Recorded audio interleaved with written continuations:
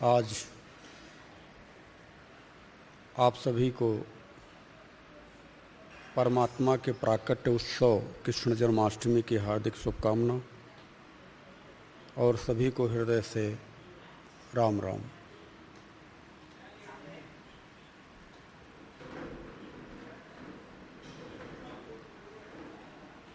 जगत नियंता जगत पालक जगदीश अकारण करुणा वरुणालय नारायण श्री हरि लीला करने हेतु जब जगत में विविध रूप धारण करके पधारते हैं, आते हैं, तो हम संसारी जनों से उनके जन्म की बात करते हैं।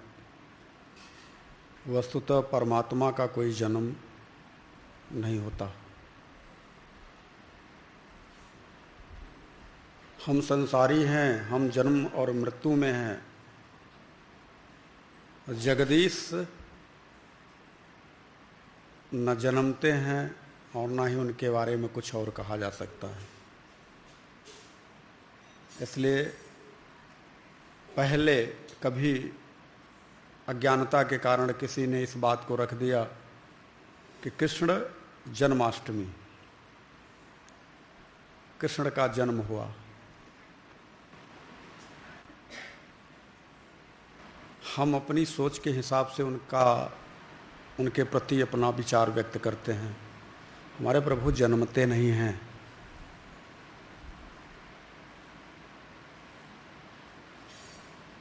अपने मुख से जरूर वो कहते हैं कि मैं आता हूँ यदा यदा हि धर्मस्य ग्लानिर्भवति भारत अभ्युत्थानम अधर्मस्य तदात्मानं सृजाम्यहम्।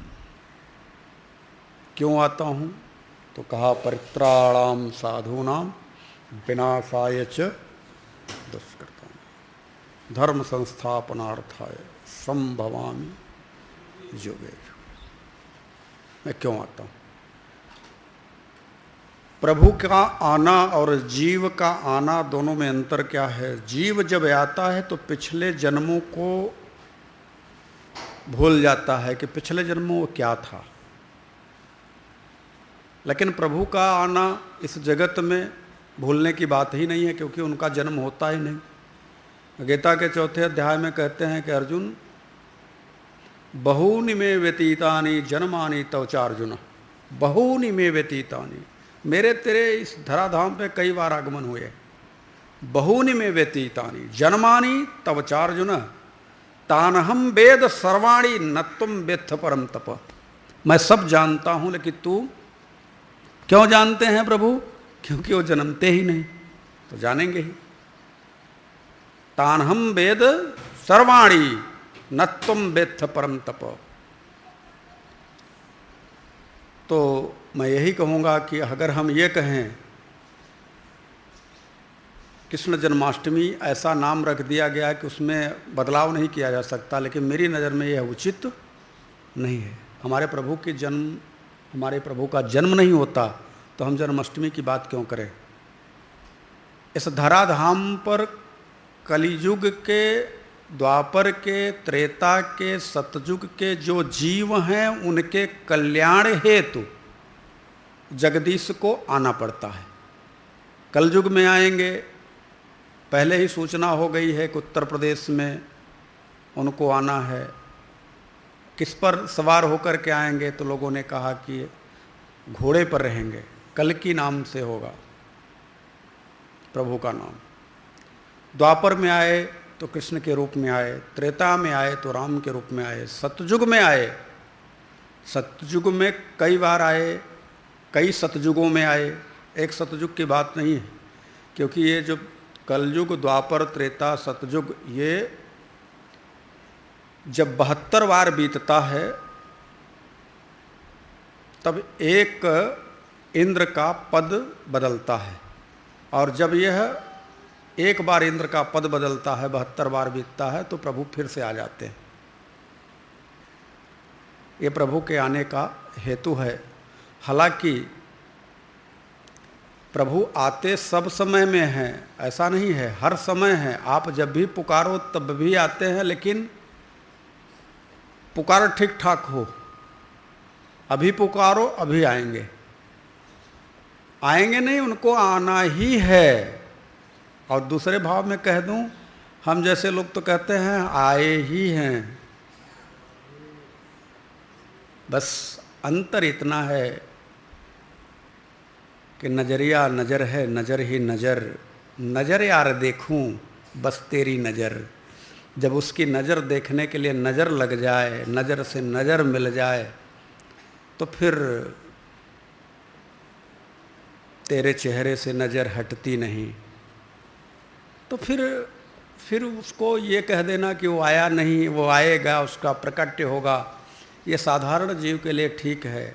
जो उसमें रम गया है, जो रच गया है, जो बस गया है, आप सबको बताऊं, उसके लिए सर्वत्र सब जगह परमात्मा का स्वरूप विद्यमान है। गीता के 5वें अध्याय में कहते हैं, विद्या विनय संपन्ने ब्राह्मणे गविहस्तिनी सोनी चैव सोपाके च पंडिता समदर्शिन।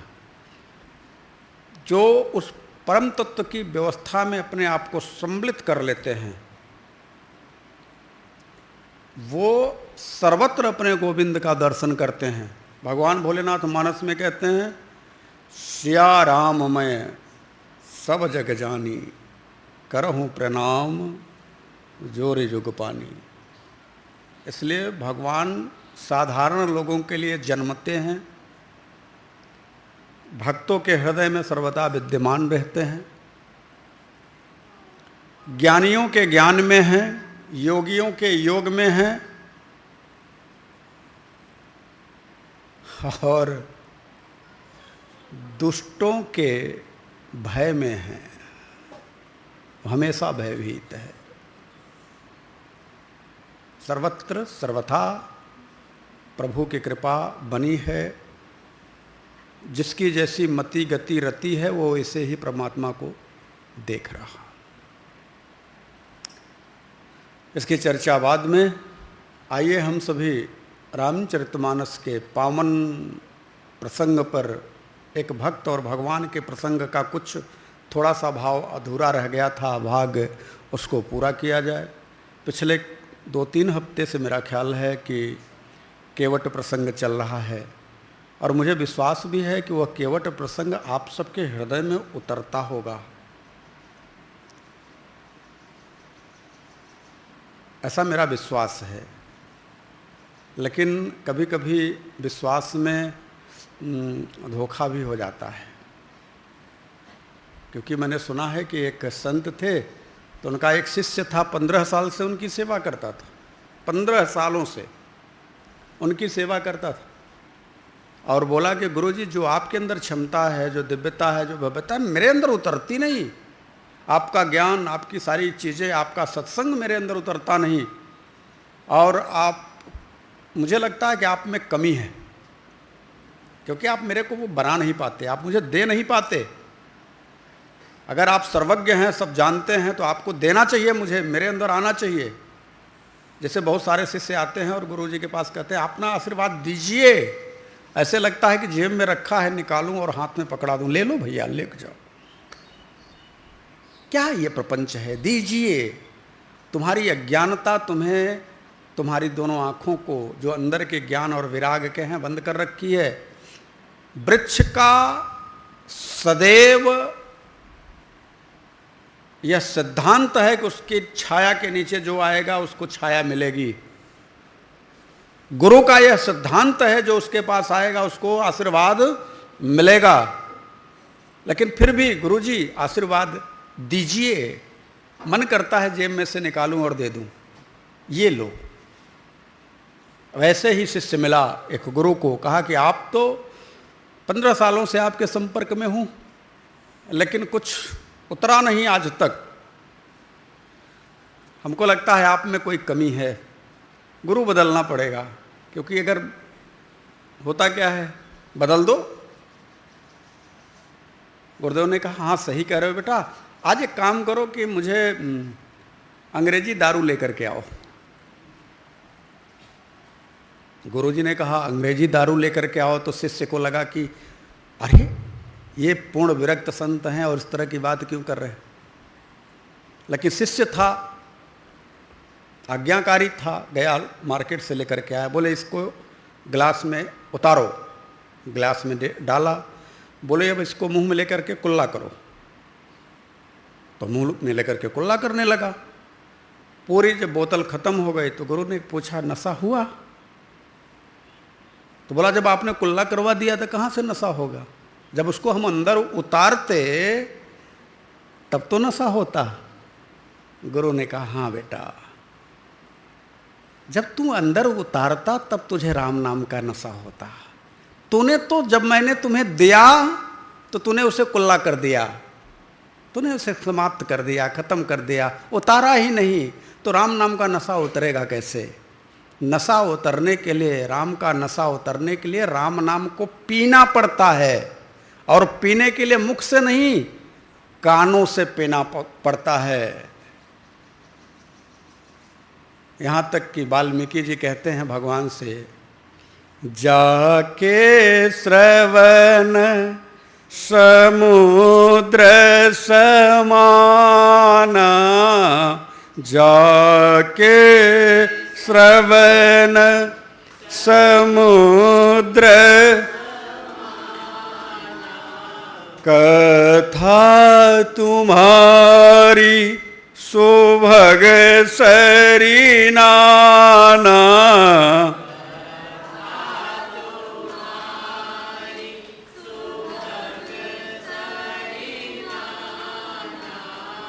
बरही निरंतर हो ही न पूरे। विचार करिए आप सब,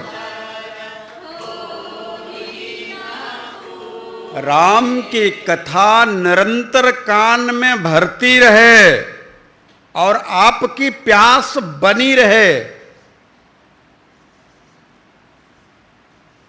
राम की कथा आपके कान के माध्यम से आपके हृदयंतर में भरती रहे और आपकी प्यास बनी रहे। आप वास्तव में कथा श्रवण करने के उचित पात्र हैं, उचित पात्र हैं। और जब यह पात्रता आएगी तो निश्चित तौर से वह राम कथा आपके अंदर जा करके हलचल मचाएगी, और हलचल ऐसी होगी कि राम नाम का नशा चढ़ जाएगा।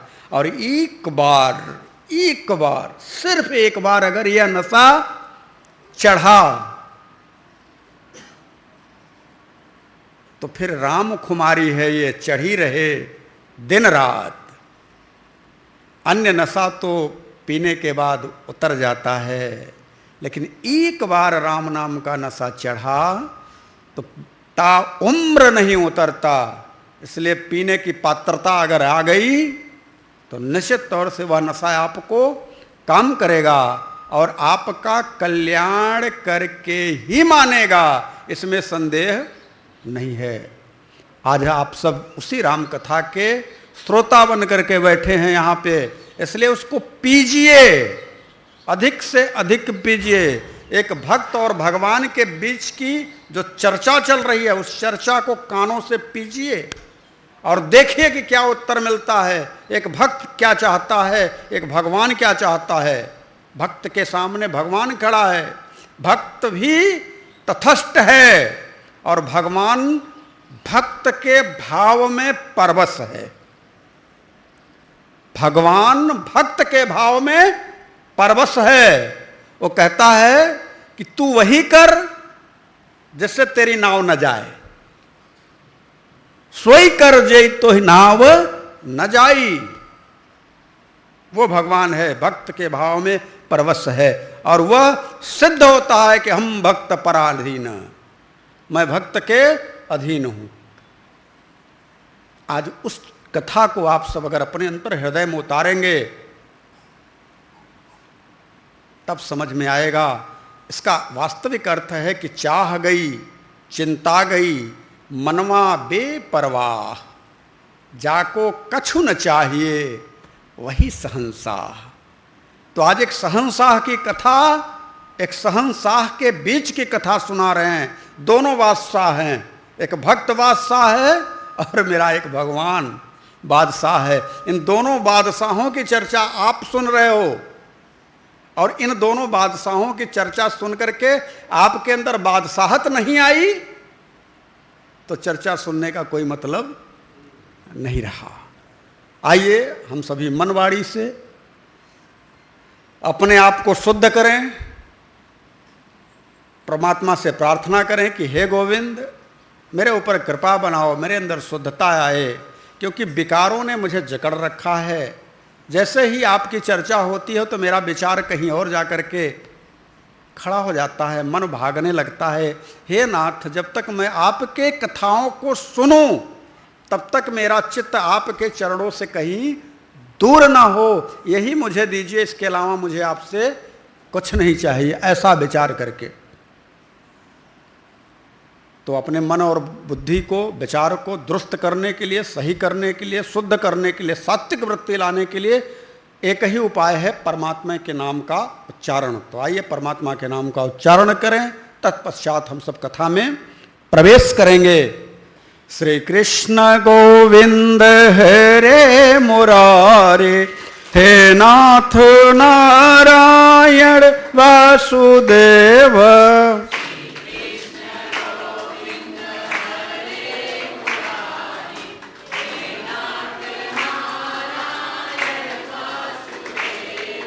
मुकुंद माधव मोहन मुरारे, हे नाथ नारायण वासुदेव।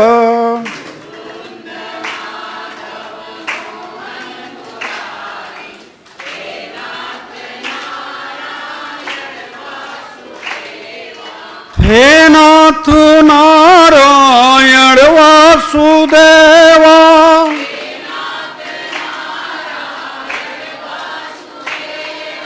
हे नाथ नारायण वासुदेवा।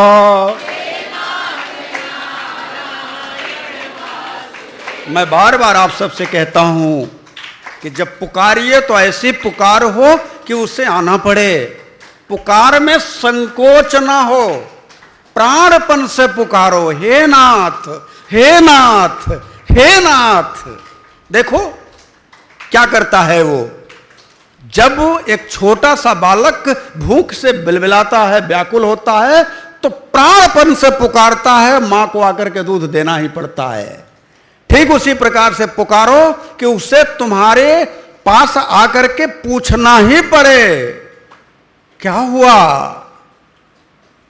तो तुम्हारा उत्तर हो तू चाहिए, जगत नहीं जगदीश चाहिए। इस तरह से पुकार हो तो आप भी पुकारो, हे नाथ नारायण वासुदेवा।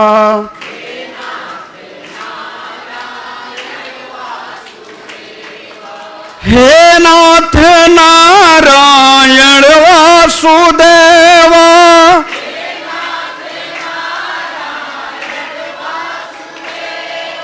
हे नाथ नारायण वासुदेवा।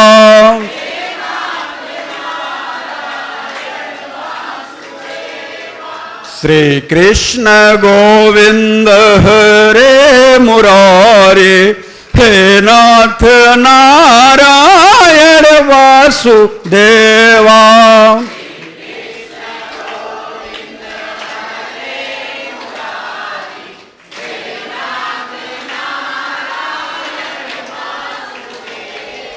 त्वमादिदेव पुरुष पुराण।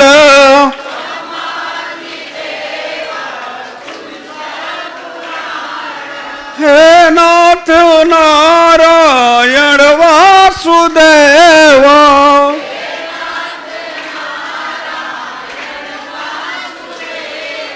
त्वमस्य विश्वस्य परं निधानम्।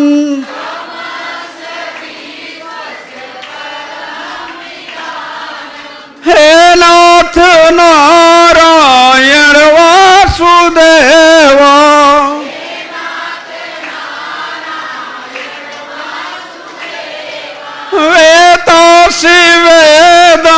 च परं च धामम्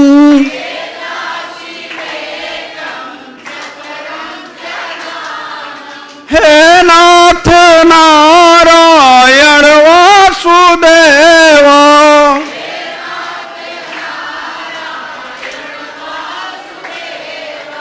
त्वया ततः विश्वमनन्तरूपम् हे नाथ नारायण वासुदेवा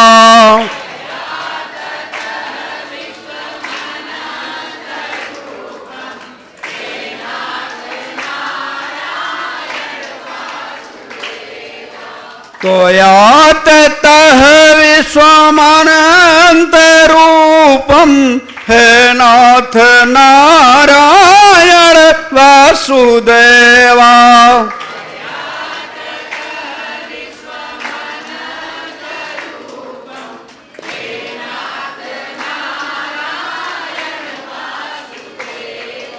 श्री कृष्ण गोविंद हरे मुरारे हे नाथ नारायण वासुदेवा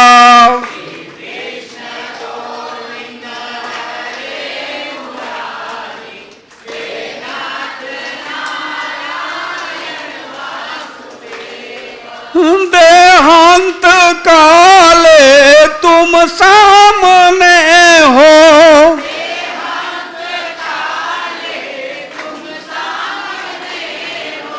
देहांत काले तुम सामने हो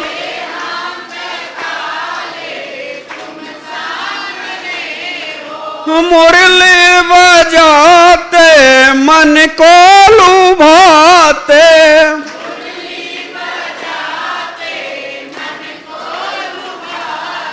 यही गीत गाते मैं तन न्याथ त्यागूं यही गीत गाते हे नाथ नारायण वासुदेवा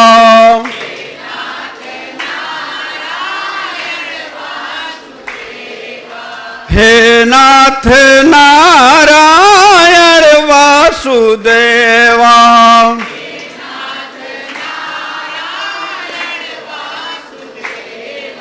श्री कृष्ण गोविंद हरे मुरारे हे नाथ नारायण वासुदेवा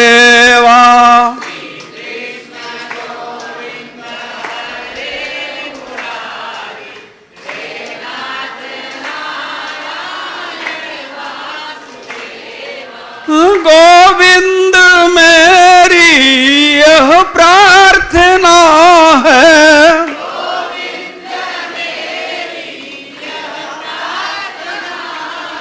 गोविंद मेरी यह प्रार्थना है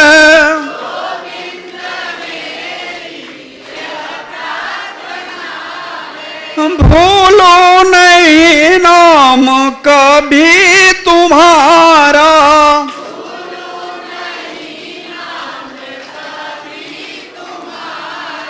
निष्काम हो के मैं दिन रात गाऊं निष्काम हो के मैं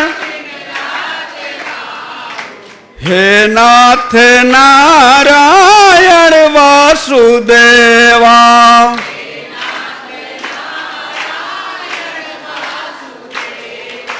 हे नाथ नारायण वासुदेवा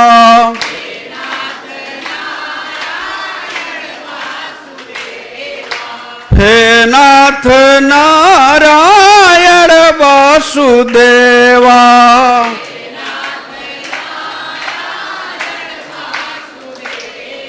जय जय राम कथा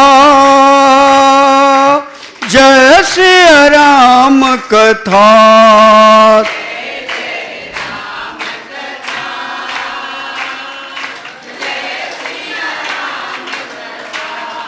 जय जय राम कथा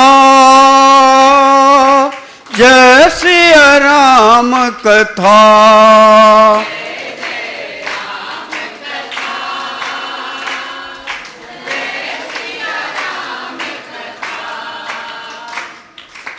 इसे श्रवण कर मिट जाती है,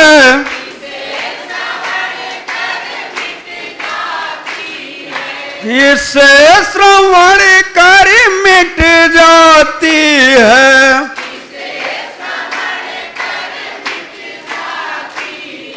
जन्म जन्म की व्यथा जय जय राम कथा। जय सिया राम कथा जय जय।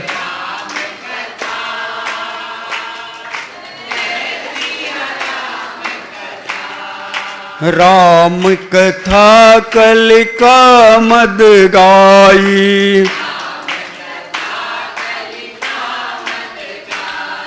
सोजन सजीवन मोरि सुहाई।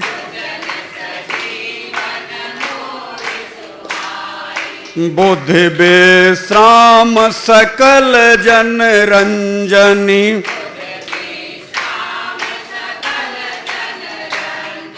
राम कथा कलि कलुष विभंजनी।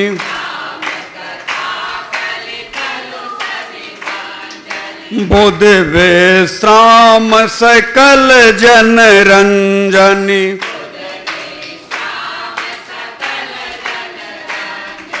राम कथा कलि कलुष विभंजनी।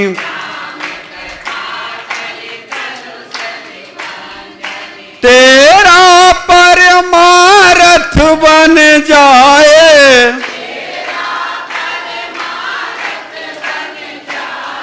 मेरा परमारथ बन जाए,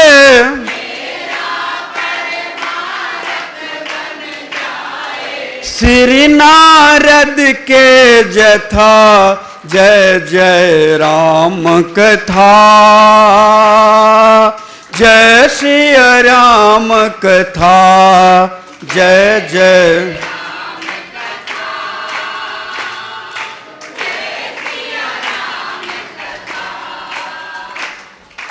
महामोह महिषेष कराला,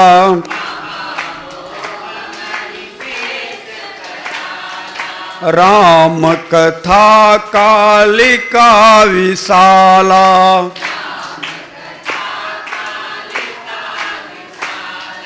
राम कथा शशि किरण समाना,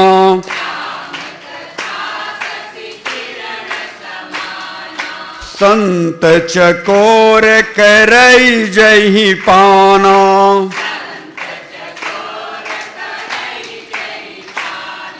राम कथा शशि किरण समाना,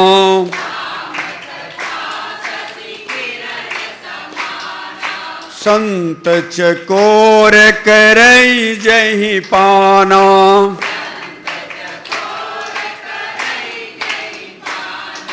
गा कर तू भी अमर हो जाए,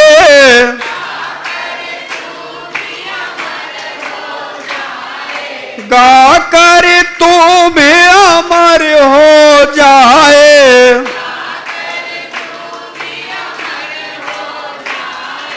श्री हनुमंत जथा जय जय राम कथा। जय श्री राम कथा जय जय।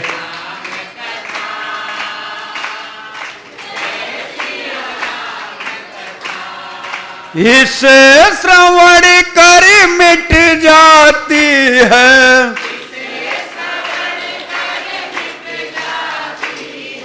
जन्म जन्म की व्यथा जय जय राम कथा। जय श्री राम कथा जय जय। राम कथा कल बिटप कुठारी, सादर सुनु गिरिराज कुमारी,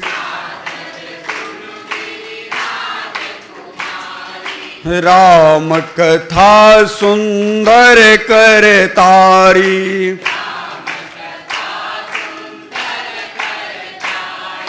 संशय विहंग उड़ावन हारी,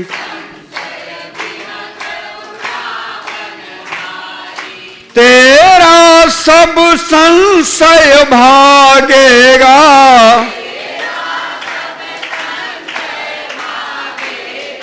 मेरा सब संशय भागेगा, माँ पार्वती के जथा जय जय राम कथा, जय श्री राम कथा, जय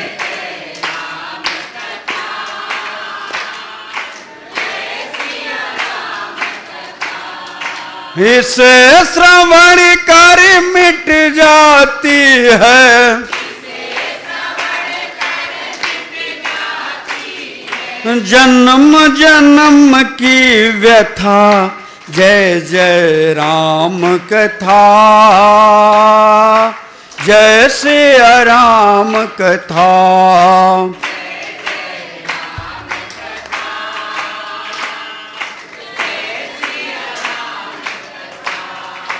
सुनहु तात जहि कारण आयऊ, सो सब भयउ दरस तब पायऊ,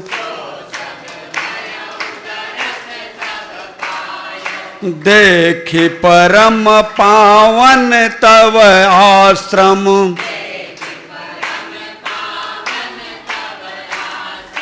गयऊ मोह संशय नाना भ्रम,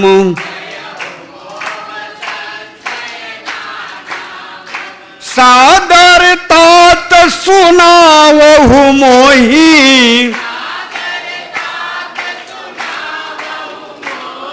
सादर तात सुनावहु मोही,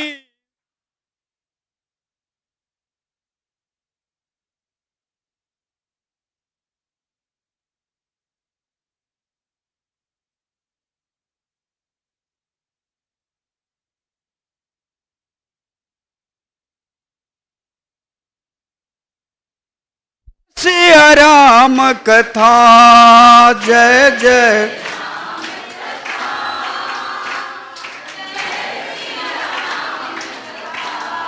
जय जय राम कथा, जय श्री राम कथा,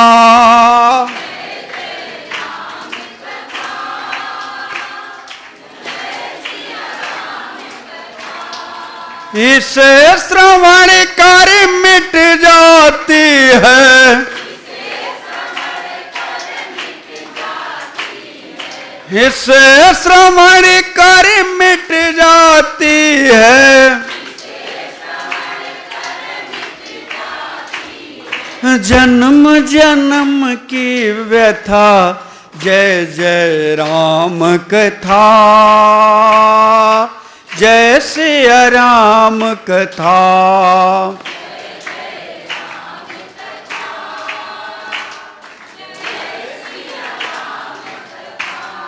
जय जय राम कथा, जय श्री राम कथा,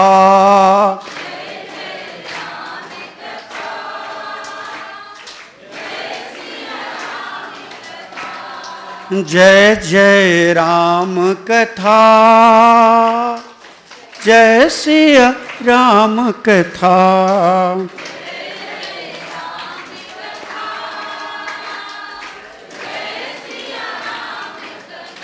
बोलो अनंत कोटि ब्रह्मांड नायक परम तत्व परमात्मा की। सच्चिदानंद रूपाय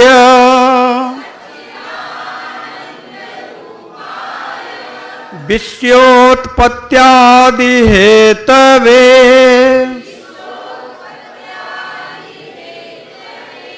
तापत्रय विनाशाय श्री कृष्णाय वयं नमः। रामाय रामभद्राय रामचंद्राय मानसे रघुनाथाय नाथाय सीताया पतये नमः। अतुलित बलधामं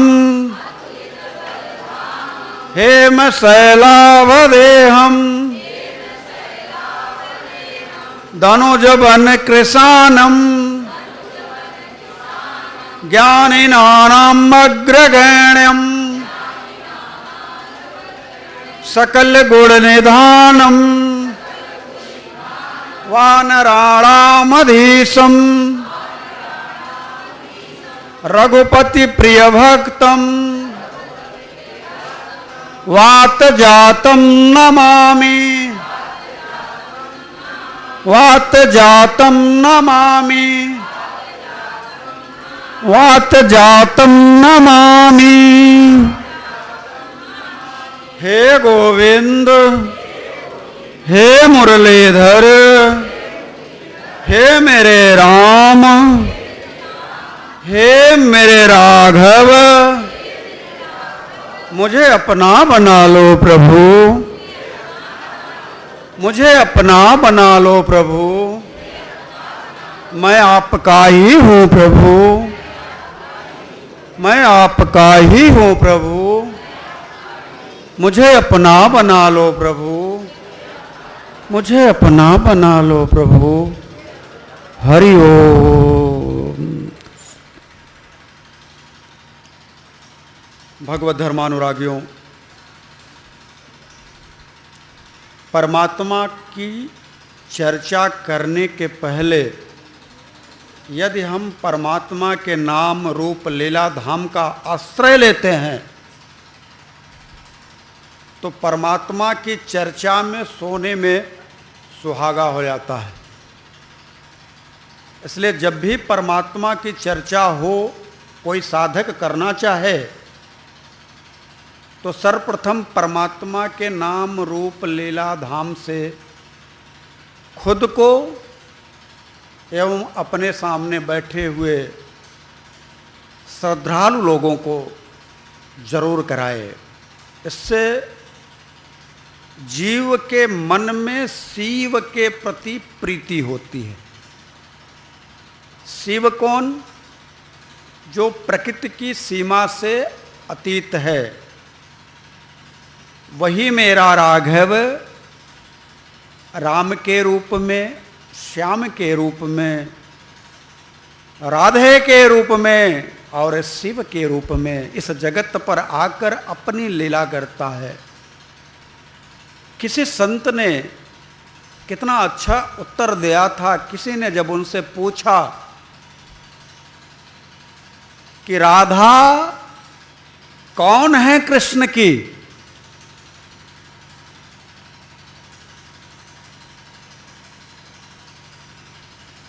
तो संत ने कहा, भैया पहले सब कुछ जान लो तो समझ में आ जाएगा कि राधा कौन है। राम जी जब धराधाम पर आए तो लक्ष्मी जी यानी सीता जी के रूप में प्रकट हुई।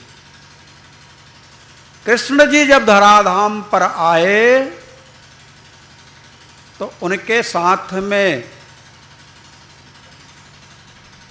माता रुक्मिणी, जगत जननी जगदम्बा लक्ष्मी के रूप में प्रकट हुई। तो फिर राधा कौन? तो संत ने कहा, राधा कौन यह प्रश्न पूछना ही नितांत गलत है। कृष्ण ही स्वयं राधा है और राधा ही स्वयं कृष्ण है।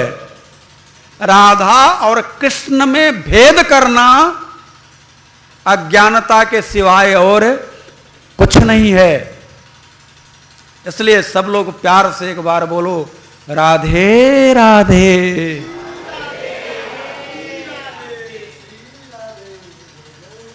भगवत धर्मानुरागियों, परमात्मा के प्रेम को अंतःकरण में अगर कोई महसूस करता है तो उसका कोई अपना होता है। जैसे कोई व्यक्ति किसी के अपने की, कोई आपका अपना हो और तीसरा व्यक्ति आपके अपने की प्रशंसा करने लगे तो आपको अंदर अंदर बड़ी खुशी होती है कि मेरे बेटे की, मेरे भाई की, मेरे पति की, मेरे पत्नी की प्रशंसा की जा रही है। ये खुशी होती है कब? जब आप संसार के रिश्तों में बंधे हुए हो तब। कभी विचार किया, वो जगत नियंता, जगत पालक, जगदीश जो स्वयं कहता है कि तू मेरा है, लेकिन धन्य है इस कलयुग के प्राणी उसे एक बार भी नहीं कहते कि हे राघव तू मेरा है। नहीं कहते। जगत के लोगों को कहते हैं तू मेरा है, तू मेरा है, तू मेरा है, मिमियाते रहते हैं और एक दिन काल का ग्रास बन जाते हैं। मैं आपसे कहना चाहता हूं, जगत को मिमियाना बंद करके एक बार प्यार से कह दो, गोविंद तू मेरा है। फिर देखना वो तुझे अपने हृदय से लगा लेगा। वो कहेगा हां सच में मैं तेरा हूं, तू मुझे भूल गया था। आज केवट ने जान लिया कि राघव सिर्फ मेरा है, मेरे सिवा किसी का नहीं हो सकता। इसलिए उसने राघव से अपनी ठनगन कर ली। मचल गया केवट। कहां मचला? भक्ति रूपी गंगा के किनारे। मैं भी आपसे कहता हूं, अगर मचलना है अपने प्रियतम से, ठनगन करनी है, तो शर्त एक है कि आपको भक्ति रूपी गंगा के किनारे मचलना होगा। यानी जब तक आपके अंतर हृदय में भक्ति नहीं उतरेगी तब तक आप गोविंद से मचल नहीं सकते, क्योंकि आपका अधिकार नहीं है। आज अधिकार रख करके केवट मचल रहा है, और जब मचला तो उस अनंत कोटि ब्रह्मांड नायक परम तत्व परमात्मा को कहना पड़ा, अरे भैया तू वही कर जैसे तेरी नाव न जाए, जैसे तेरे को सुख मिले। ध्यान रखिएगा, जब हम भक्ति के तट पर खड़े हो जाएं तो परमात्मा हमें सुख देने के लिए ही आता है, वो हमें कभी दुखी नहीं करता। शर्त यही है कि हमारा तट कैसा हो, हमारा तट ज्ञान का ना, कर्म का नहीं, योग का नहीं। परमात्मा नहीं मिलेगा। परमात्मा अगर मिलता है तो भक्ति के तट पर मिलता है। तो क्या भक्ति को खरीदा जा सकता है? भक्ति को पाया जा सकता है? नहीं। भक्ति मेरे प्रभु की विरासत है, वो जिसे चाहें प्रदान कर सकते हैं, लेकिन माध्यम कोई संत होगा। जीवन में जब तक संत नहीं उतरता तब तक भक्ति नहीं उतरती। इस बात का ध्यान रखिएगा। केवट के जीवन में संत उतरा, उसने सत्संगत करी, और सत्संगत करने का परिणाम क्या हुआ? अब आप पूछोगे कि संत कौन उतरा केवट के जीवन में? तो केवट के जीवन में एक रात के लिए लक्ष्मण रूपी संत उतरा, जो निषाद राज को उपदेश दे रहे थे।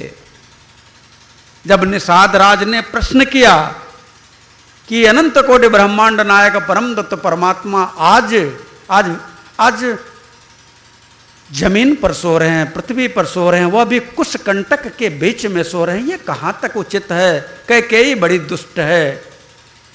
लक्ष्मण जी ने कहा नहीं भैया, कैकेयी दुष्ट नहीं है, सब अपने अपने कर्मों का भोग भोगते हैं। नहीं कोहु कोहु कर सुख दुख कर दाता, निज कृत कर्म भोग सुन भ्राता। पीछे से इस बात को केवट सुन रहा था। 1 घंटे के लिए जीवन में केवट के संत उतरा, सत्संग उतर गया। आपके जीवन में नत निरंतर संत उतरता है, लेकिन सत्संग नहीं उतर पाता। परिणाम क्या होता है कि आप न घर के रहते हो न घाट के रहते हो।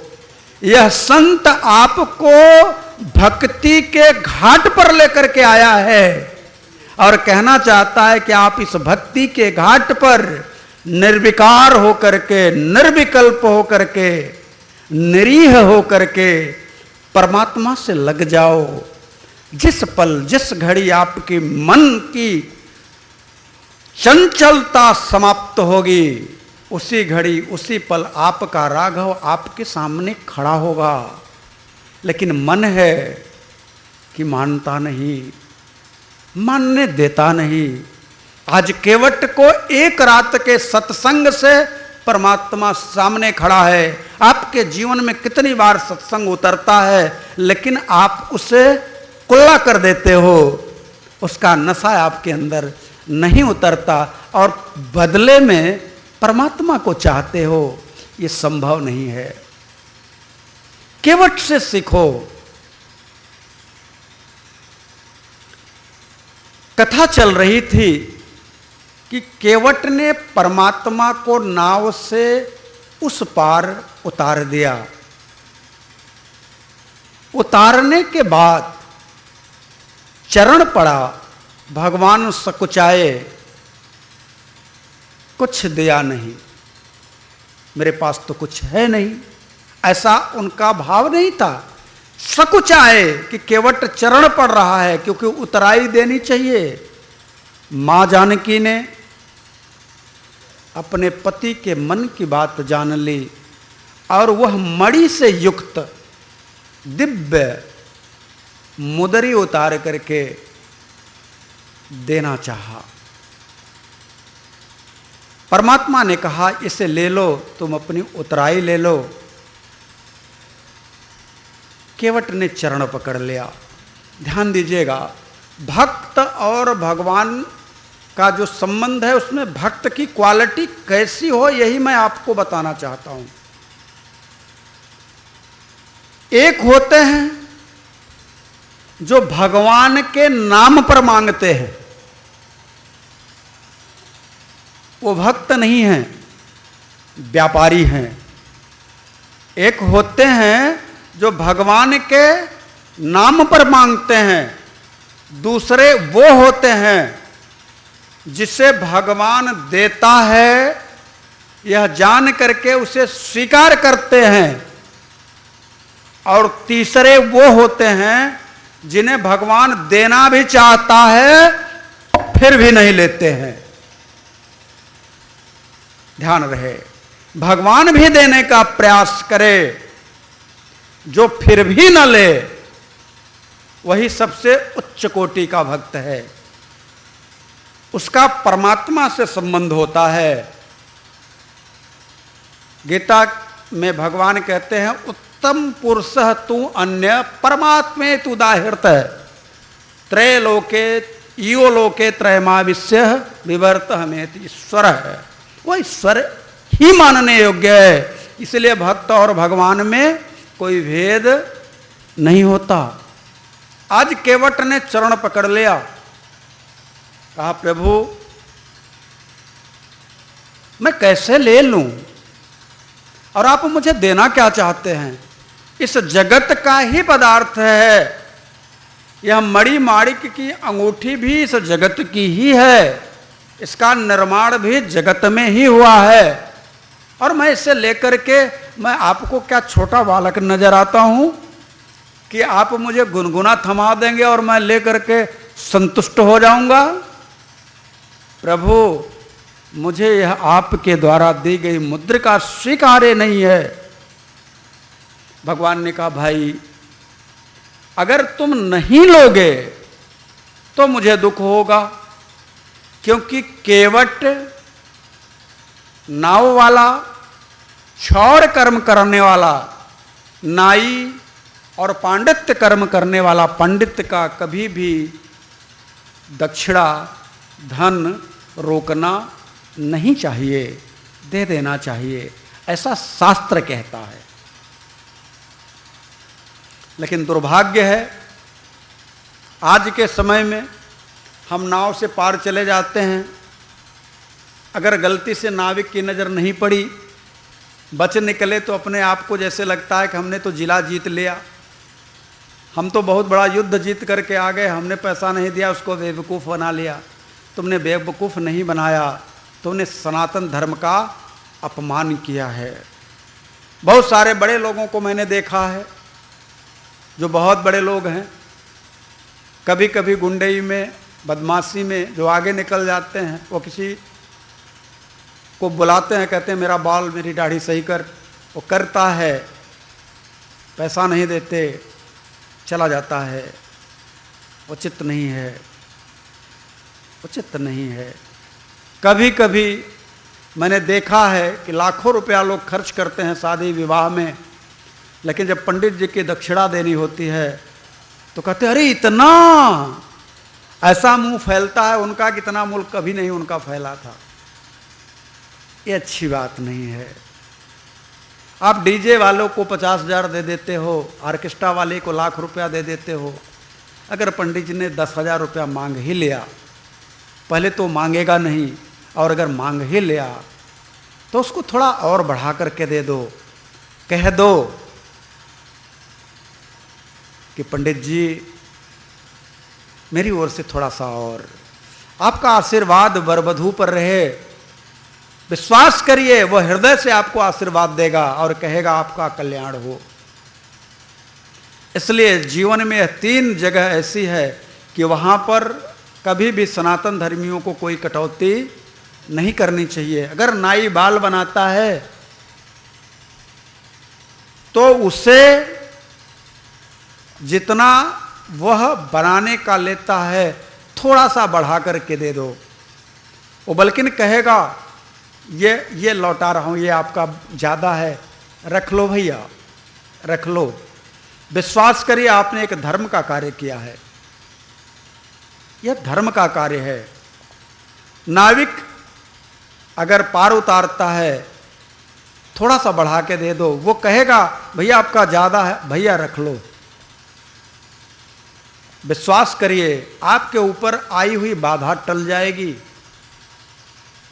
आपको विश्वास नहीं होगा, मैं कह रहा हूं कि नाविक से, नाव से अगर पार होते हैं और उसे आप थोड़ा बढ़ा करके देते हैं तो आपके ऊपर आई हुई बाधा टल जाएगी, ऐसा मेरा मत है। इसलिए जीवन में इन तीनों का कभी भी धन यानी पारिश्रमिक नहीं रोकना चाहिए। आज केवट ने चरण पकड़ लिया प्रभु के कि हमें पारिश्रमिक नहीं चाहिए। जानते हैं इसका कारण क्या है, इसके पीछे का रहस्य क्या है कि वो पारिश्रमिक लेना क्यों नहीं चाहता? तो पहला तो इसका कारण यह है कि केवट और परमात्मा दोनों एक बिरादरी के हैं। परमात्मा और केवट दोनों एक बिरादरी के हैं। केवट नदी से पार करता है और परमात्मा जगत से पार करता है। दोनों नाविक हैं, एक संसार सागर से पार करता है और एक संसार की नदी से पार करता है। इसलिए दोनों एक ही बिरादरी के हैं और बिरादरी में कभी पारिश्रमिक दिया लिया नहीं जाता। एक तो ये रहा। अब थोड़ा ऊपर चलो, केवट ने क्यों नहीं लिया? केवट ने इसलिए नहीं लिया कि हम जब जगत के जीवों को पार उतारते हैं तो हम पारिश्रमिक लेते हैं। जब हम जगत के जीवों को पार उतारते हैं तो पारिश्रमिक लेते हैं।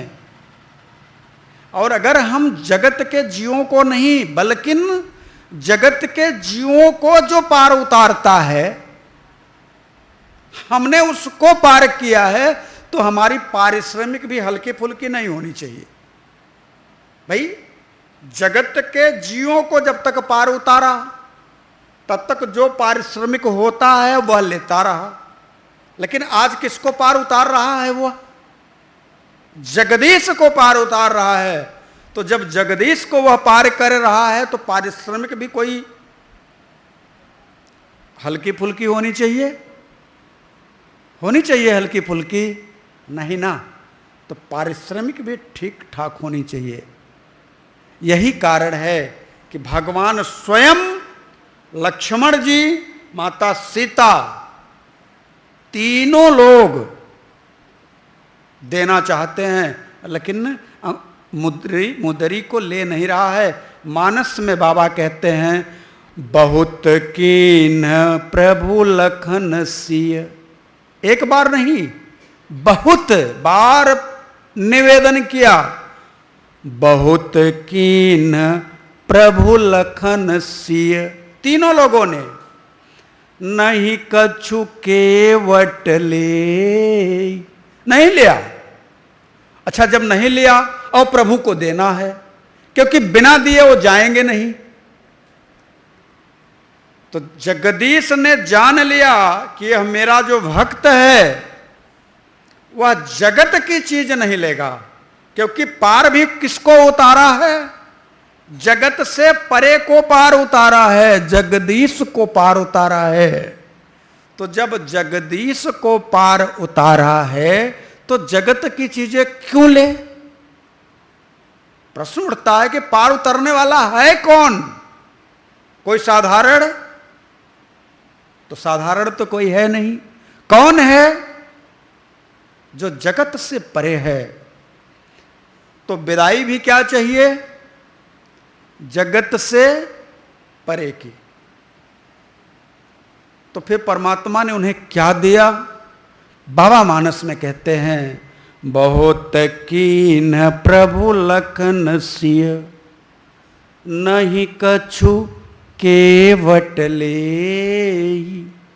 विदा किन्ह करुणायतन, विमल भक्ति बर दे, विमल भक्ति बर दे। क्या दिया?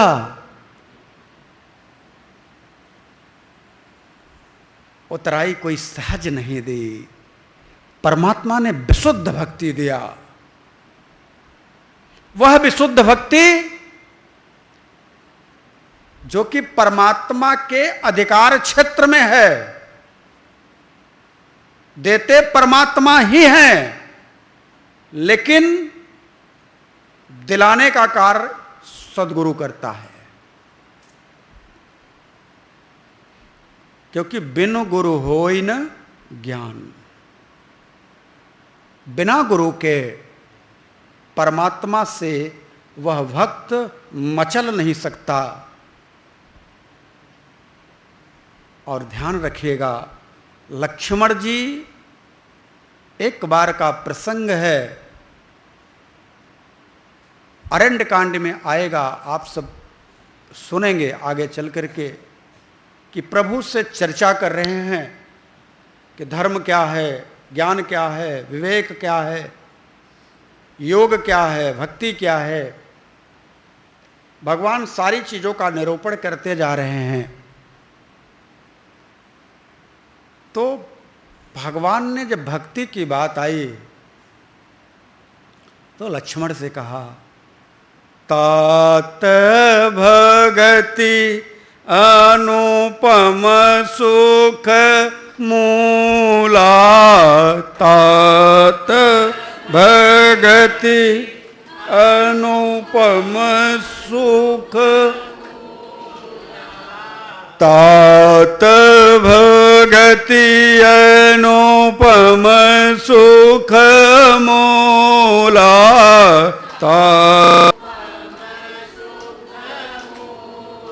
हे मेरे भाई, यह जो भक्ति है ना, अनुपम सुख की मूल है। अनुपम सुख किसे कहते हैं? वह सुख जिसकी उपमा करने के लिए कोई बैरोमीटर नहीं बना हो, कोई मीटर नहीं है, कोई माप का यंत्र नहीं है। वह सुख कौन सा सुख है? अनुपम सुख है। अनुपम सुख है। तो अनुपम सुख जो है वह भक्ति ही है। तो मिलेगी कैसे? तो भगवान कहते हैं तात भगति अनुपम सुख मूला तात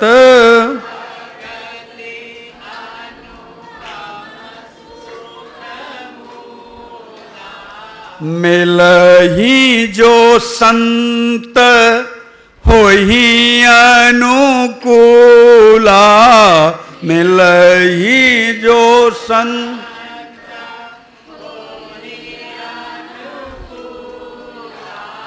मिलहि जो संत होहि अनुकूला मिलहि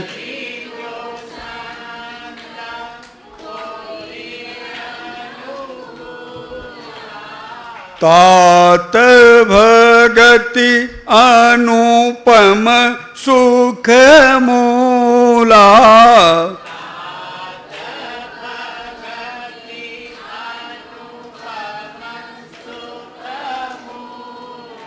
जो भक्ति है वह अनुपम सुख की मूल है। आज प्रभु ने उसी भक्ति को केवट को प्रदान किया, अनुपम सुख प्रदान किया। और यह अनुपम सुख भगवान ने मात्र 2-3 लोगों को ही प्रदान किया है, सबको नहीं मिला। आगे चलकर के कथा आएगी उत्तरकांड में। काग भुसुंडी जब काग के रूप में आए और प्रभु का दर्शन किया, प्रभु के उदर में गए, निकल करके बाहर आए, प्रभु के विराट स्वरूप को देखा, प्रभु के अंतःकरण में अनंत कोटि ब्रह्मांडों को जब देखा और क्षण मात्र में पुनः बाहर जब आए, प्रभु के सामने खड़े हो गए नतमस्तक हो करके। भगवान ने कहा मैं प्रसन्न हूं तुम्हारे ऊपर, क्या चाहते हो? भगवान ने तो यहां तक कहा काग भुसुंडी मांगुबर अति प्रसन्न मोहि जान। काग भुसुंडी मांगुबर अति प्रसन्न मोहि जान। अन्मादिक सिद्धि अपर रिधि मोक्ष सकल सुख खानी। मोक्ष सकल सुख खान। भगवान ने कागभुसुंडी से कहा कागभुसुंडी मुझसे मांगो, क्या चाहिए तुझे? अनमादिक सिद्धियां चाहिए, रिद्धि चाहिए, मोक्ष चाहिए, मुक्ति चाहिए। अब विचार करिए, मुक्ति भी भगवान देने के लिए खड़े हैं, मुक्ति भी भगवान खड़े हैं देने के लिए। लेकिन कागभुसुंडी चुप।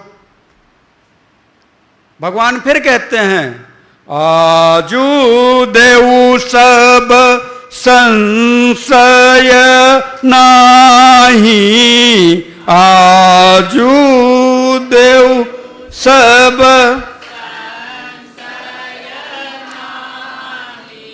मांगू जो तो ही भाव मन माही। मांगू जो तो ही भाव मन, आज मैं वह सब कुछ तुझे दूंगा कागभुसुंडी जो तू मांग ले। अणमादिक सिद्धियां रिद्धियां मोक्ष सकल सुख के खानी, सब कुछ देने के लिए मैं तैयार खड़ा हूं। क्या चाहिए तुझे, मैं तेरे ऊपर प्रसन्न हुआ। लेकिन कागभुसुंड विचार करते हैं, प्रभु कह देना सकल सुख सही, प्रभु कह देना सकल सुख, प्रभु कह देना सकल सुख सही, प्रभु कह देना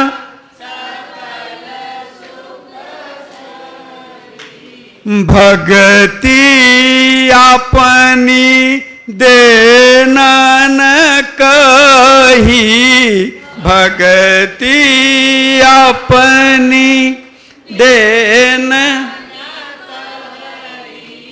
भक्ति हीन नर सोहई कैसे, भक्ति हीन नर लोन बिना बहु व्यंजन जैसे, लोन बिना बहु व्यंजन।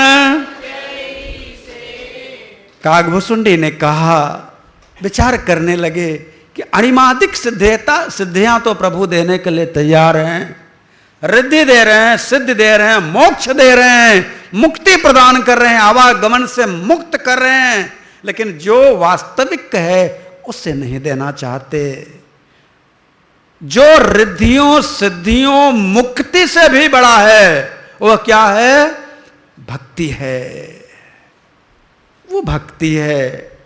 और कागभुसुंडी जी कह रहे हैं कि प्रभु कह देन सकल सुख सही, जगत और जगत के परे का जो सुख है सब प्रभु देने के लिए तैयार हैं, लेकिन अभी तक मेरे में लगता है बहुत कमी है, इसलिए प्रभु अपनी भक्ति मुझे प्रदान नहीं कर रहे हैं। सब सुख दे रहे हैं लेकिन भक्ति नहीं देना चाहते, और मैं करूंगा क्या लेकर के सब सुख। सब सुख तो उसी तरह है जैसे पूरा अच्छा सा व्यंजन बना दो और उसमें नमक ना डालो, ठीक उसी प्रकार से कितना भी बड़ा ज्ञानी हो, कितना भी बड़ा योगी हो, कितना भी बड़ा कर्मकांडी हो, अगर उसमें भक्ति नहीं है तो कुछ नहीं है। भक्ति हीन नर सोहई कैसे, भक्ति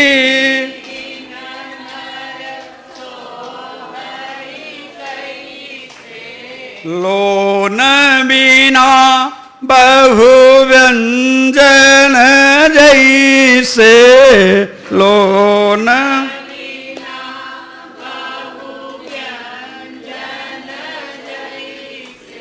लोन बिना बहु व्यंजन जैसे,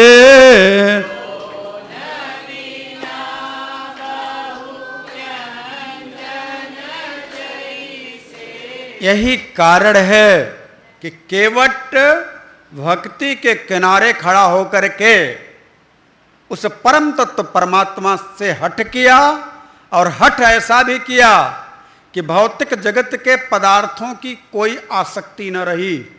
फिर से मैं बार बार कहता हूं, जब तक, देखो भक्ति का मतलब क्या है, भक्ति का मतलब होता है किसी भी प्रकार की कोई कामना न हो। जब तक आपके अंतर हृदय में कामना बनी है तब तक आप व्यापारी हैं, भक्त नहीं हैं। तब तक आप व्यापारी हैं, भक्त नहीं है। मैंने पिछली बार कहा था कि जब तक आप मनौती वाला कार्यक्रम करते रहेंगे, मां मुरादे पूरी कर दे हलवा बांटूंगी, तो जब तक इस भाव से रहोगे कि मुरादे पूरी हुई तो हलवा बांटूंगी और नहीं पूरी हुई तो देवी मैया सुन लो, बिना हलवा के रह जाओगी। एक सज्जन ने कहा कि हे शनिदेव महाराज, 50 करोड़ की लॉटरी लग जाए, 50 ग्राम सरसों का तेल चढ़ाऊंगा। लॉटरी कितने की मांगी? 50 करोड़ की। और तेल कितना? अब विचार करिए, अगर शनिदेव महाराज के पास 50 करोड़ रहेगा तो एक स्विमिंग पूल बनवाएंगे और उसी में सरसों का तेल डाल करके डुबकी नहीं लगाएंगे। तुम्हारे 50 ग्राम सरसों के तेल के लिए 50 करोड़ की लॉटरी लगवाएंगे। ये अज्ञानता है। इस अज्ञानता से बाहर निकलो।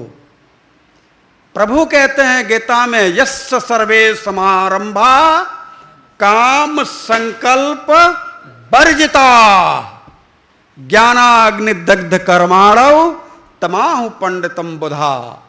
मुझ परमात्मा की शरण में आना चाहता है, मुझसे दोस्ती करना चाहता है, मुझे अपना बनाना चाहता है।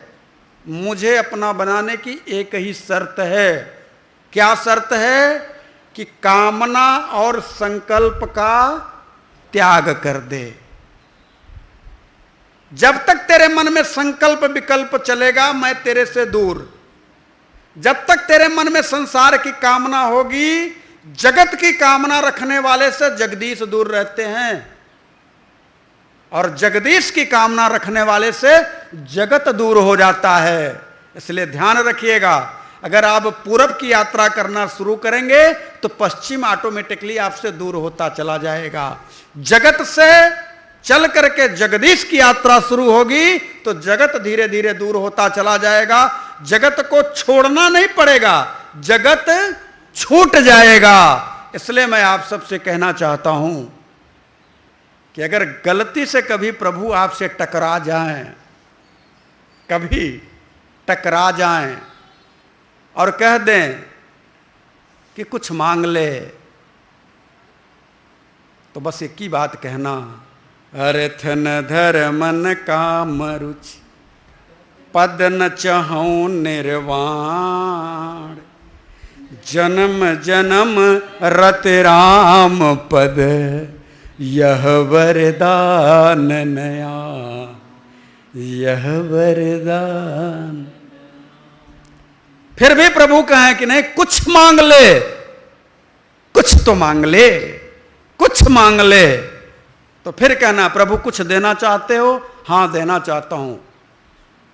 तो प्रभु, कामी नारी प्यारी जिमी लोभी प्रिय जिमी दाम तिमि रघुनाथ निरंतर प्रिय लागहु मोहिराम, प्रिय लागहु मोहिराम। फिर भी कहें प्रभु नहीं, जगत से कुछ मांग ले, चल मैंने सुन लिया तेरे मन की पीर, तेरे मन का भाव, कुछ और मांग ले। तो कह देना, कुछ प्रभु देना चाहते हो? अपना विरह दे दो, तेरे लिए रात दिन रोता रहूं, तेरे बिना मुझे एक पल भी चैन न आए, यही दे दे मेरे नाथ। इसके अलावा मुझे कुछ नहीं चाहिए। ये जो आंखें आपने दे रखी हैं, ये जगत के लिए ना रोएं। इनमें से अगर अश्रु निकले तो आपके विरह के लिए निकले। इस जगत के लोगों के लिए आंख से अश्रु निकला तो हे नाथ, मेरे जैसा कोई अपराधी नहीं है। इसलिए प्रभु ध्यान रखना, आपने देने के लिए कहा है, मैं जगत में हूं, जगत की चीज मांग रहा हूं। अगर ये आंसू भी निकले तो सिर्फ आपके लिए निकले, यही दे दो। फिर क्या होगा? फिर उन्हें बाध्य होकर के अपनी भक्ति देनी ही पड़ेगी, क्योंकि उसके अलावा और कोई उपाय नहीं है, उन्हें देनी ही पड़ेगी। आज केवट को भक्ति प्रभु को देनी ही पड़ी, देनी ही पड़ी। और कौन सी भक्ति दिया? विशुद्ध भक्ति दिया, विमल भक्ति दिया। केवट का प्रसंग हमारे जीवन में सिर्फ एक संदेश देता है, सिर्फ एक संदेश, और वह संदेश यह है कि प्रभु की तरफ अगर चलो तो कुछ ना मांगो, कुछ भी ना मांगो, लेकिन किसी संत के पास जाओ, किसी संत के पास जाओ और वो संत मुस्कुरा करके कहें किस लिए आया है, क्या चाहिए, वहां पर भरत की तरह निसंकोच होकर के मांग लो। अर्थ न धर्मन काम रुचि, पद न चहूं निर्वाण, जन्म जन्म रत राम पद, यह वरदान नयान, यह वरदान नया। संत अगर कहे तो मांगो, तो मांगो क्या कि अनंत जन्मों तक मेरा जन्म होता रहे, मुझे कोई फर्क नहीं पड़ता, लेकिन बस एक ही उपाय है, एक ही चीज मैं आपसे मानता हूं कि आप मुझे वह वरदान दे कि जब भी मैं जन्म लूं तो परमात्मा के चरणों में रति नित निरंतर बढ़ती ही रहे, कम ना हो, बढ़ती रहे। यह वरदान आप मुझे दीजिए। प्रसंग आता है, चर्चा लंबी हो जाएगी, थोड़े में कहना चाहूंगा। भागवत की कथा है कि वृत्तासुर जब इंद्र के सामने खड़ा हुआ युद्ध करने के लिए, इंद्र के हाथ में जब दधीची के हड्डी का बना हुआ वज्र देखा तो उसमें सीधे वृत्तासुर को नारायण दिखाई देने लगे। उस वज्र में स्वयं परमात्मा दिखाई देने लगे।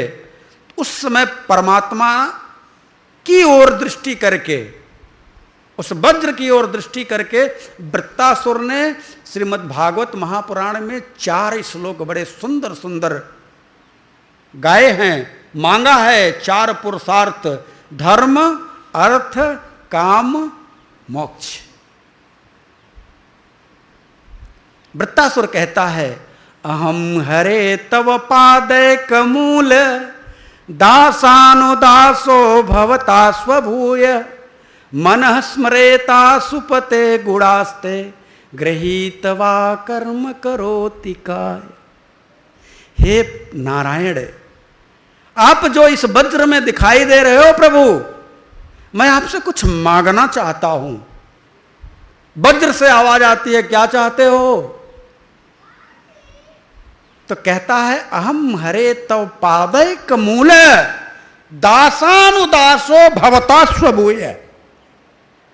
हे नाथ, जो आपके चरणों से जुड़े हुए लोग हैं, जो आपके दास हैं,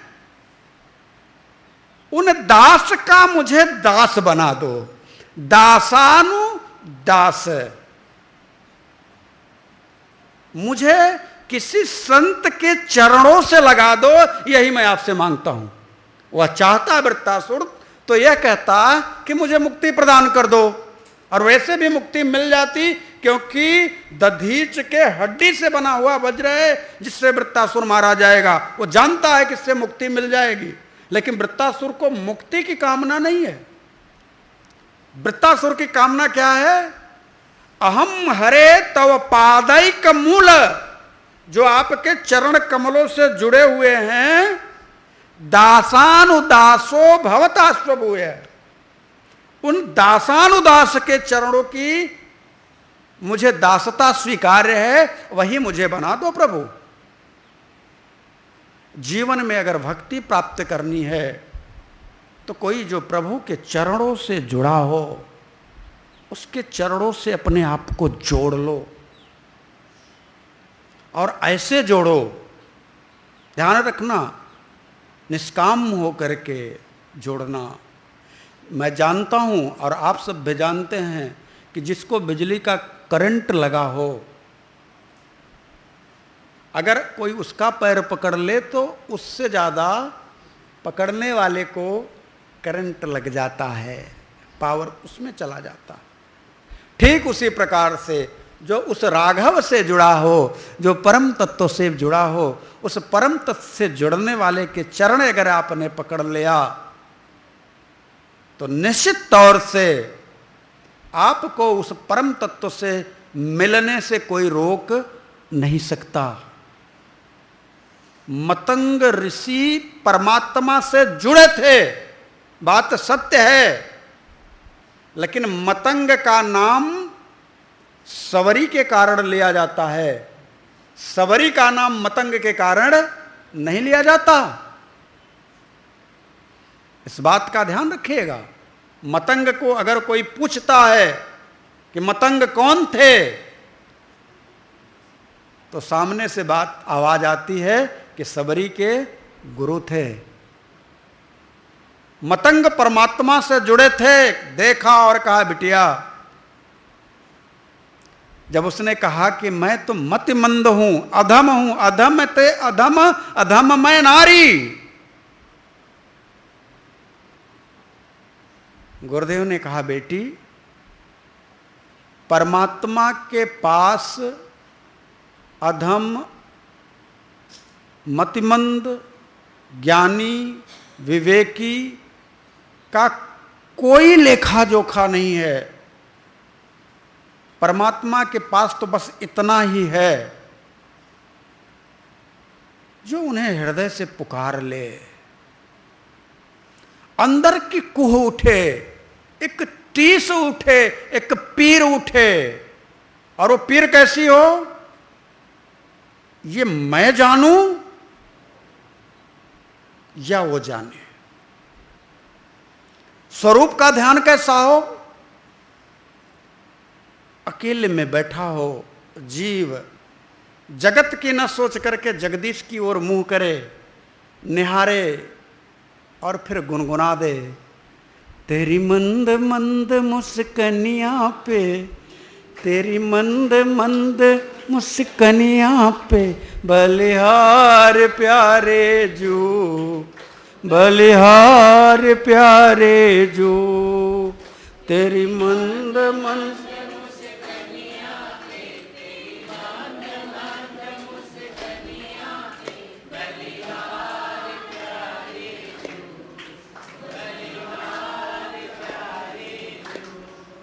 बलिहार प्यारे जो, बलिहार प्यारे जो, बलिहार प्यारे जो, बलिहार प्यारे जो,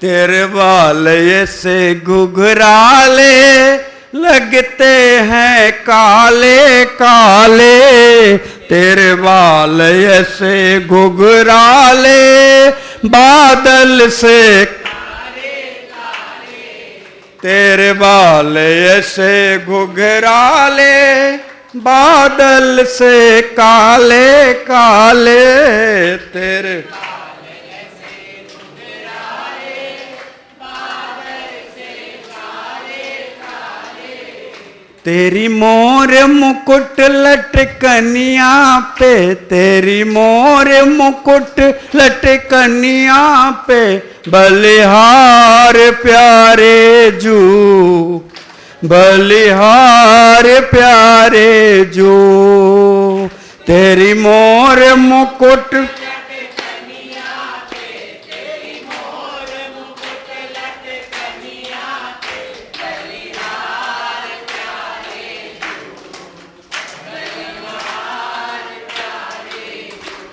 हरे बलिहार प्यारे जो, बलिहार प्यारे जो, बलिहार प्यारे जो, बलिहार प्यारे जो। जब प्रभु के स्वरूप का ध्यान अंतर हृदय में उतरने लगे तो जगत का भय व्याप्त हो जाता है कि हम तो याद कर रहे हैं प्रियतम को, लेकिन जगत के लोग क्या कहेंगे?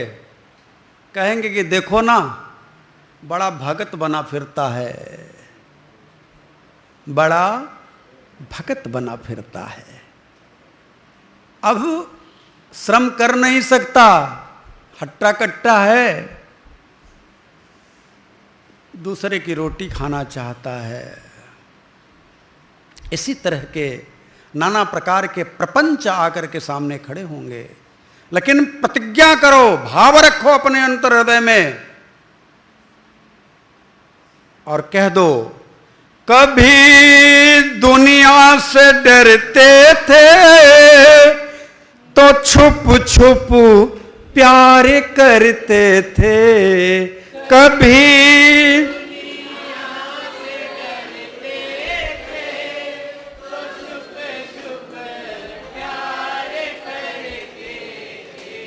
कभी दुनिया से डरते थे तो छुप छुप प्यार करते थे। कभी दुनिया से डरते थे तो छुप छुप प्यार करते थे। लो अब पर्दा उठा बैठे, जो होगा देखा जाएगा। लो अब पर्दा उठा बैठे, जो होगा देखा जाएगा। लगन तुझसे लगा बैठे, जो होगा देखा जाएगा।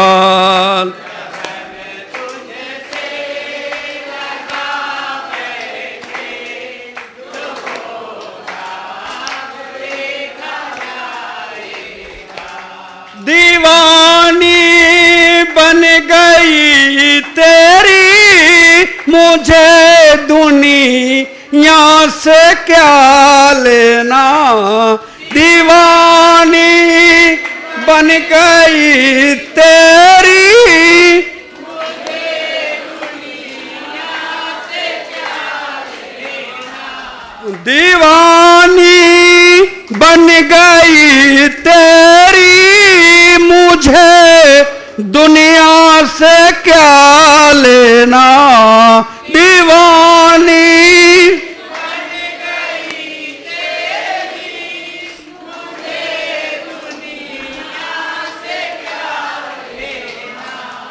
तेरे चरणों में आ बैठे, तेरे चरणों में आ बैठे, जो होगा देखा जाएगा। तेरे चरणों में आ बैठे, जो होगा देखा जाएगा। तुझे अपना बना बैठे, जो होगा देखा जाएगा। तुझे अपना बना बैठे, जो होगा देखा जाएगा। जब भक्त बनना है तो जगत के लोगों की फिकर छोड़ देनी होगी। कुछ तो लोग कहेंगे, और लोगों का काम है। इसलिए प्रियतम से प्रेम करो। प्रेम कैसा हो? तो ऐसा है कि ये इश्क नहीं आसान, बस इतना समझ लीजिए एक आग का दरिया है और तैर के जाना है। वो इतना सरल नहीं है। इतना अगर सरल होता तो गोपियों को जो इश्क हुआ, उस इश्क के बलबूते पर उद्धव को जवाब ही नहीं दिया, बल्कि उन्हें भी प्रेमी बना दिया। उद्धव भी प्रेमी बनकर के गोविंद के पास गए और कहा कि तुम बहुत बहुत बहुत गंदे हो। गए थे ज्ञान समझाने। ज्ञान कौन समझाए, कौन समझे?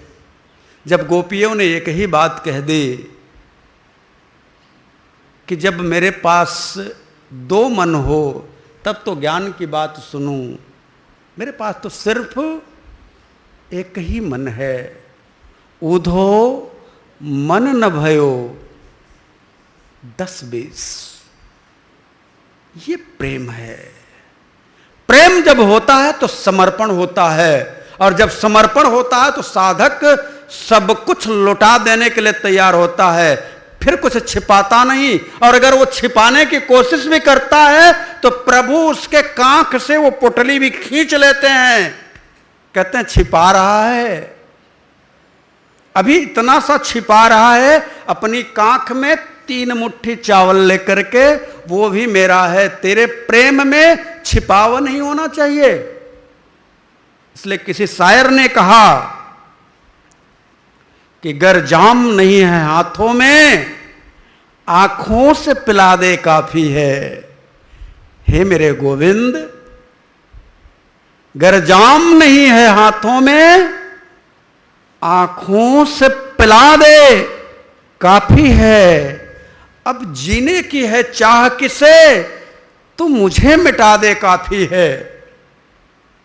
ना होश रहे बाके ऐसा, पागल ही बना दे काफी है। एक बात कहूं, फिर से दोबारा तिबारा एक ही बात को दोहराया जा रहा हूं कि भक्त बनो, और भक्त बनने के लिए प्रेम के सरोवर में डुबकी लगा करके ही भक्ति को प्राप्त किया जा सकता है। और प्रेम के सरोवर में डुबकी लगाने के लिए विरह के घाट से गुजरना पड़ता है। प्रेम के सरोवर में डुबकी लगाने के लिए विरह के घाट से गुजरना पड़ता है। और जब तक विरह नहीं अंतर हृदय में उतरेगा, बनावटीपन नहीं चलेगा। क्योंकि मेरा राम कहता है, निर्मल मन जन सो मोहि पावा, निर्मल मन जन सो मोहि कपट छल छिद्र न भावा, मोहि कपट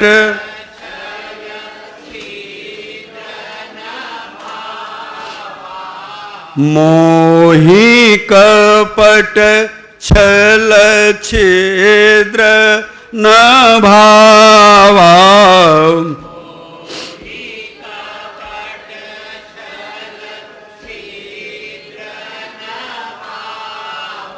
इसलिए प्रेम करो। और प्रेम कैसा हो? तो कबीरदास जी कहते हैं, राम बुलावा भेजिया, दिया कबीरा रोए। राम ने जब बुलवा लिया कि अब आपका समय पूरा हो रहा है, अब आप आइए, तो राम बुलावा भेजिया, दिया कबीरा रोए। जो सुख लव सत्संग में, जो सुख लव सो बैकुंठ न होए। वहां जाने के बाद तो बंद हो जाना पड़ेगा। इसलिए जब भी रहो, जिस भाव में रहो, बस एक ही बात, जिस देश में जिस वेश में परिवेश में रहो, राधा रमण राधा रमण राधा रमण कहो, राधा रमण कहो। जिस देश में जिस वेश में परिवेश में,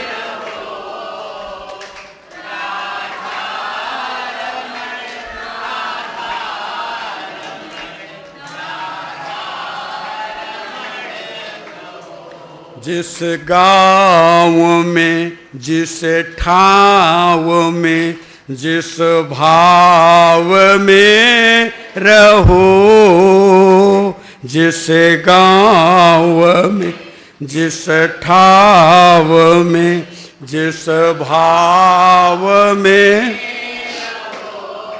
राधा रमण राधा रमण राधा रमण कहो, राधा रमण कहो। ध्यान रहे इस बात का कि जब तक जीवात्मा चलते फिरते उठते बैठते खाते पीते सोते जागते क्रिया में परमात्मा को नहीं ढाल लेता, तब तक परमात्मा की दृष्टि उस साधक उस जीव पर नहीं पड़ती, उसे स्वार्थी मानते हैं। आप जानते हो, एक बात कहूं, जब आपको कोई परेशानी आती है तो 5 किलो लड्डू लेकर के भगवान के मंदिर में मांगने के लिए चले जाते हो, और भगवान आपको देख करके जानते हो क्या करते होंगे? मुंह फेर लेते होंगे, आ गया फिर से कोई डिमांड लेकर के, आ गया कोई डिमांड लेकर के। मैं कहता हूं ऐसा बना दो अपने आप को कि जब उनके दरवाजे पर खड़े हो तो अंदर से एक भाव उठे, एक पीह उठे, एक दर्द उठे, और कह दो पुकार करके, कामुखल विनती करूं लाज आवत है मोय, तोहे देखी अब गुण करूं कैसे भाऊं तोहे देख अब गुण करूं कैसे भाऊं तो। हे गोविंद, क्या मुख लेकर के तेरे दरवाजे पर आऊं, कैसे विनती करूं? शर्म आती है मुझे खुद पर कि तुझे सामने देखता हूं और फिर भी गलतियां करता हूं। लेकिन आप तो इतने बेशर्म हो कि गलतियां भी करते हो और शर्म भी नहीं आती, गलतियां भी करते हो और शर्म भी नहीं आती, और कहते हो कि प्रभु 5 किलो लड्डू लेकर के आया हूं, मेरा काम बन जाए। अरे धूर्त, मेरे राम को तेरा भाव चाहिए, तेरा पदार्थ नहीं चाहिए, तेरा प्रेम चाहिए। एक बार तू दिल से पुकार दे, राम, विश्वास कर, बैकुंठ छोड़ करके उन्हें आना होगा। आना ही नहीं होगा, आना ही है, लेकिन कैसे, कब? जब तेरे अंदर कसक हो तब। जब तक दर्द नहीं है, जब तक पीड़ा नहीं है, और पीड़ा दर्द बनावटी नहीं, बनावटी वाला नहीं। बहुत सारे लोगों को मैंने देखा है, संत के पास जाते हैं तो ऐसा भाव बनाते हैं कि उनके जैसा कोई दुखी ही नहीं है, रोने गाने लगते हैं, और फिर थोड़ी सी दूरी बनती है, फिर हंसने लग जाते हैं। मतलब अपनी बात जब कहनी हुई तो नाटक रचा दिया, बात खत्म हुई, नाटक दूसरा शुरू। ऐसे ऐसे पाखंडियों को प्रभु स्वीकार्य नहीं करते। पापस्य खंडः इति पाखंडः, ये पाप का ही छोटा भाग है जो पाखंड है। इसलिए निर्विकार भाव से, निर्लेप होकर के, निर्विकल्प होकर के सिर्फ श्री राम जय राम जय जय राम, श्री राम जय राम जय जय राम, श्री राम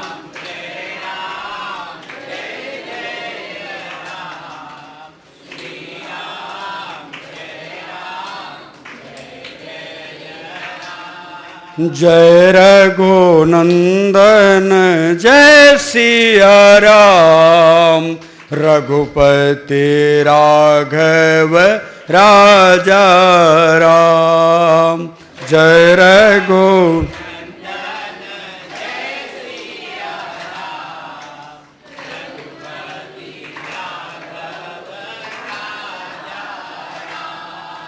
श्री राम जय राम जय जय राम, श्री राम जय राम जय जय राम।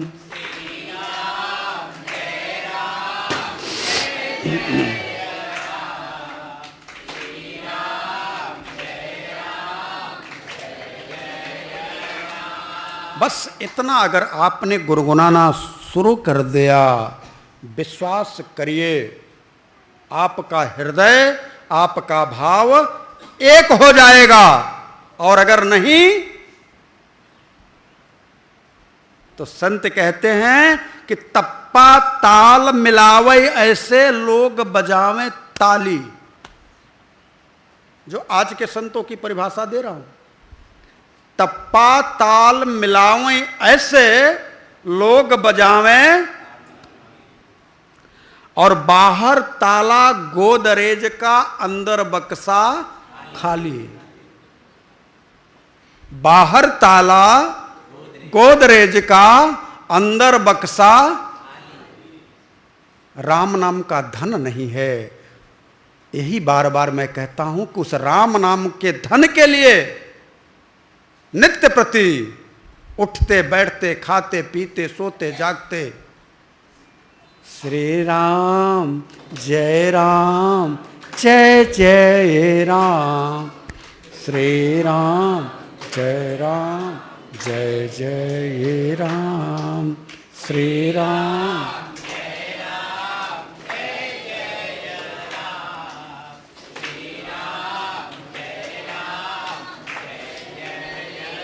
आज केवट को परमात्मा ने बेमल भक्ति दे करके आगे की यात्रा शुरू करी। केवट तो परमात्मा के उस विमल भक्ति को प्राप्त करके जगत के परे जो देवता लोग हैं उनके लिए पूजनीय बन गया, उनके लिए पूजनीय बन गया। विचार करिएगा कौन ऐसा होगा। मैं देवताओं की भी बात करूं, भगवान शिव की बात करूं, भगवान ब्रह्मा की बात करूं, तो वो भी नारायण के चरण कमल से गिरे हुए जल को अपने कमंडल में रखा।